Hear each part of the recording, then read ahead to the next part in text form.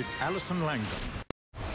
Good evening. Well, the weather was far from ideal, but still it was a magic sight on the harbour as 100 yachts set sail in the Sydney to Hobart. Already there's disaster for one of the Supermaxis, Etihad Stadium. It was forced to turn back shortly after the start. The rest cruised through Sydney Heads, cheered on by race fans.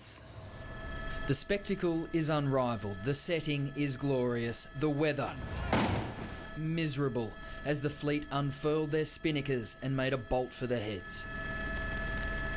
Dockside hours earlier, and the goodbye can be the hardest leg of the race. It's my husband's first Sydney to Hobart, and this is something he's wanted to do for his whole life, and it's just fantastic. Especially when this is the last question. Would you marry me? Oh, yes. Still, they had their bearings. We've got instructions, which is turn right, and I think we should be able to get there on those.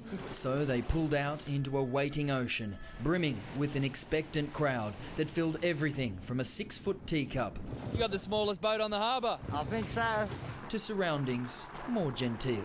My main concern is if it rains very heavily, it'll water down the wine. Here at least it was more cup of tea than cold beer. What do you think about the rain in the dip though? That's not really sailing, is it? As long as the biscuits aren't wet. The rain also washed out the crowds. 1 hour to race time, and this was Nielsen Bay. It's very romantic. Got it to yourself. I know, it's kind of nice. Yeah, we do. It's quite nice, actually. Prime position, almost lonely. The popping of the champagne corks isn't in the background this year. The Sydney to Hobart about to start at 1 o'clock, and there's probably 10 people in the park. However, Sydney-siders love a late entrance, and they emerge from the gloom with minutes to go.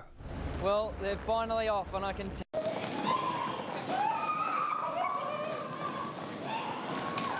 We said to her she can't take a box of Christmas crackers on board because they had a lot of sharp items in.